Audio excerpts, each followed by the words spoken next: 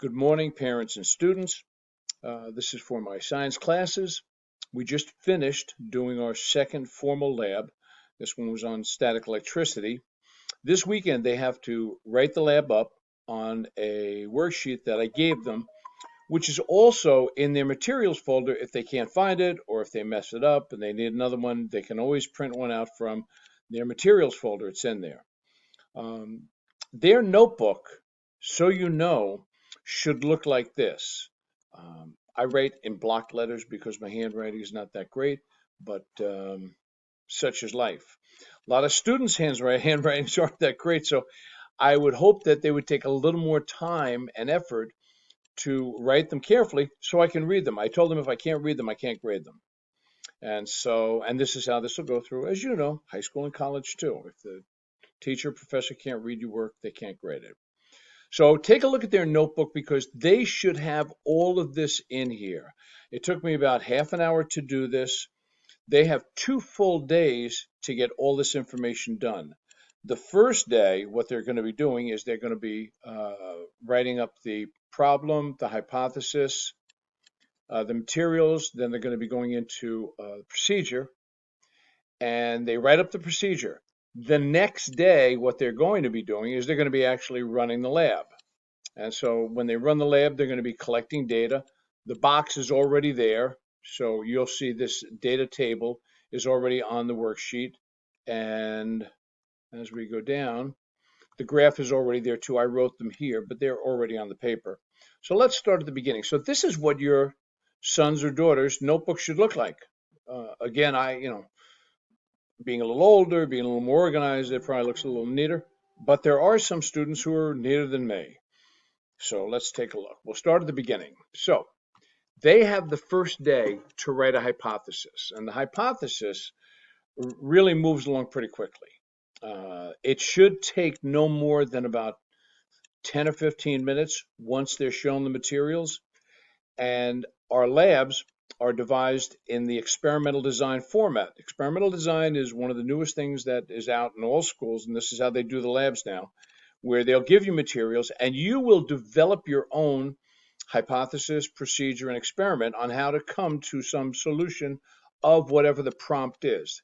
This prompt or problem was, how can we test for static electricity? So I would have chosen this, and so I wrote this. So the hypothesis is if an inflated balloon is rubbed on cloth 30 times, and I decided I was going to do it 10, 20, 40, and respectively A, B, C. So I just put a line through 30. This is their notebook. And so I always tell students, it's your notebook, put it together however you want, but it has to be organized in the order that we're doing it. So if they want to, when I say do it however you want, if they want to put a line through it, that's fine. If they want to spend 10 minutes crossing out the material like it's some government secret and they don't want anybody to see it, it's ridiculous and it's time consuming. So they can just put a different set of data up here. So if your inflated balloon is rubbed 10, 20, 40 ABC and held above a piece of tissue paper, approximately 3 centimeters by 5 centimeters, starting at a distance of about 20 centimeters and move downward slowly, then C, once you assign 10, 20, 40 as A, B, and C, A is 10, B is 20, C is 40. Then C will attract the paper at a distance 2 times greater than B. So you cannot say 6 centimeters, cannot say 8. You have nothing to base that on.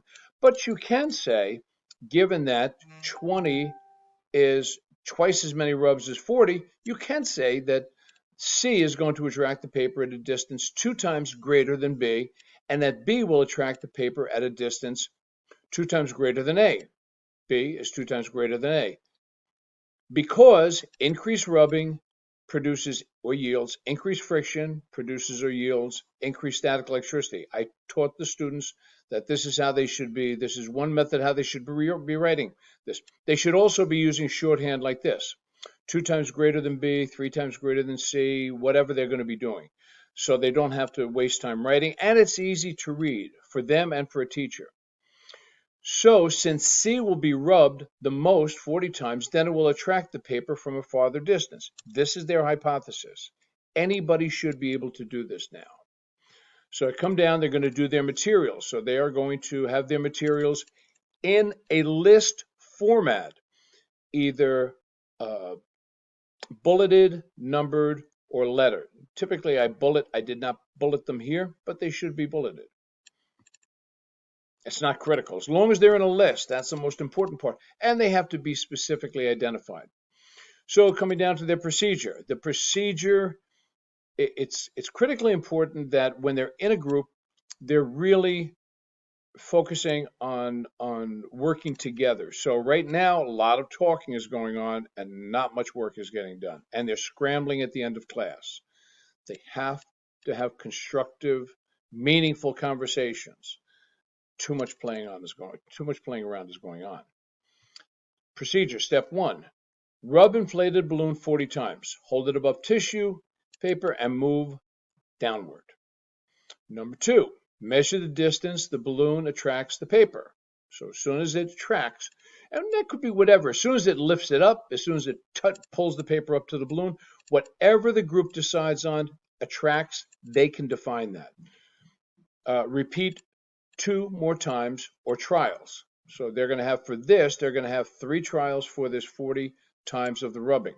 Step 4 is to repeat steps 1 through 3 2 more times using 20 rubs and 10 rubs. And that's it. That's their procedure. Very simple. So this is what they do on the first day. So parents, I'm guessing that most students could do this because you're going to have some students writing up the materials, some work on the procedure, some work on the hypothesis. So in a group of 4, it's not a stretch to ask them in a 45-minute class to get 2 sentences written here and a procedure of 4 steps written here, just so you know what I'm asking them to do. In fact, I'm giving them the second day now to do the procedure, but I'd like to kick it up once we get back into our own classrooms, which is going to be November 15th. I'm going to kick it up so that we do it as we normally do it during the year. Hypothesis, materials, and procedure are all going to be done on the first day.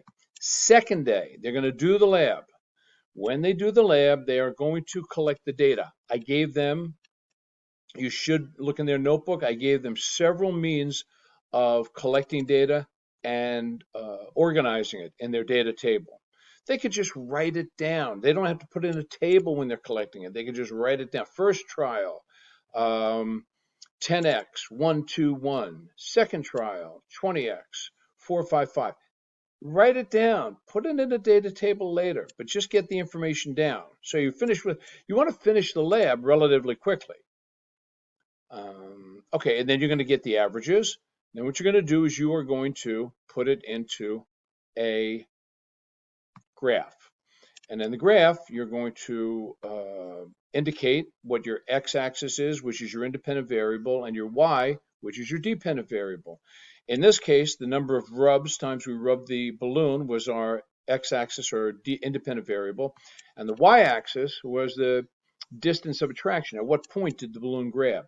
So a lot of the kids this time, most of them were doing attract or not attract. I showed them that at first to make the first lab easy. I don't want them to do that anymore. I want them to use time or distance as a dependent variable, not attract or not attract. Okay, and then they're going to give it a title. It's going to be X versus Y. So boys and girls who have been writing X versus Y down there, I explained you can't write X versus Y. You write what you have, the label of X versus the label of Y, okay? And then you are going to do this neatly, make your intervals neatly, spaced, and you're going to try and use up as much of the graph as possible.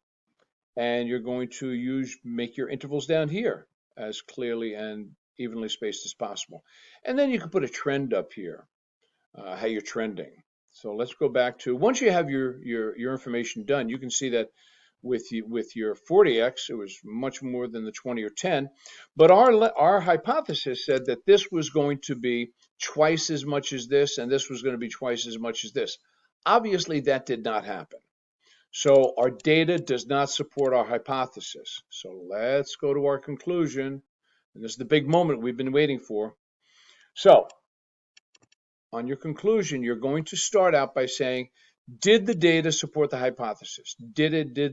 Was the hypothesis denied by the data? Either way, I gave them 4 different ways to write this. So the data did not support the hypothesis. We thought that C would be 2 times greater than B and B would be 2 times greater than A. This did not happen. Our data showed the following. To support the hypothesis, it should have been this. If you are off by 1/10 of a centimeter, then the data does not support the hypothesis. And this is always going to be your first sentence going in. After you say that, then you're going to have to give some type of explanation as to why you think what happened. So you're going to write the reasons for our results could have been any of these. First one, too many people were touching the charged ball. So the students will get a handle on this, and it will take time. It'll take the whole year for them to understand, but this is what we're training them for, to be able to work on a high school level in a chemistry or physics lab.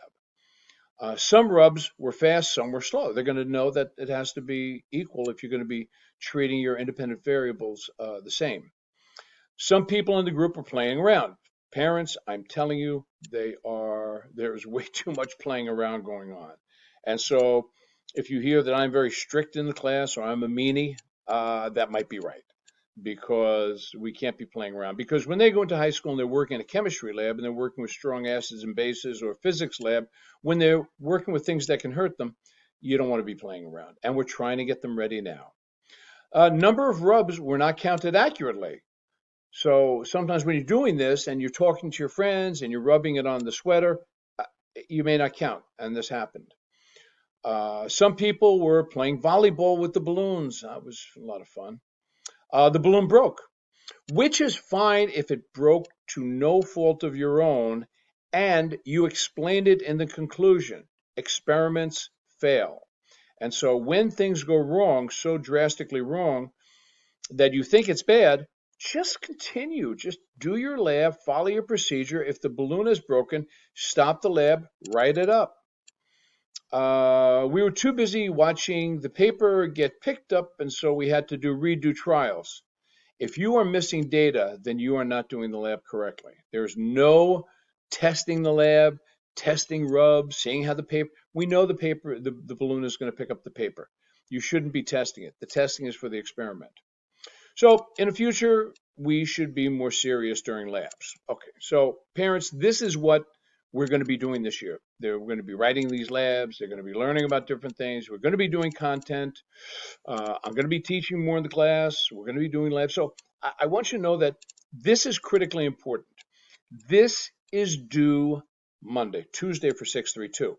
They also, at the top of their lab, they're given a bag of materials and they have to put the bag number on there. The reason they put the bag number is so I know what team they were working with. So that has to be on there. If that is not on there, they'll lose a point.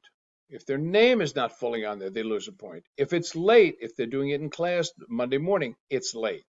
So they're going to be losing points that way. But if they do the lab over the weekend, they put their name on, they put the material bag on, everything's going to be great. I also told them they should be sharing either phone numbers or emails with people in the group in case they want to confirm some of the material over the weekend. And that's about it. So usually labs are due on a Monday. Typically, really, by the end of the year, they're going to be finishing them in class. One last note, please have them try and write a little neater, a little less talking, a little less playing around. And that's about it. So far, so good. Overall, the labs are going well. I think the boys and girls are learning, and we should be looking forward to a great year. We're going to be getting back into our own classes, so the kids will be coming to my room 2:32 from now on. I won't be traveling to theirs as of November 15th. And if you have any questions, as always, do not hesitate to contact me. And you have a wonderful, wonderful, chilly, unbelievably great weekend.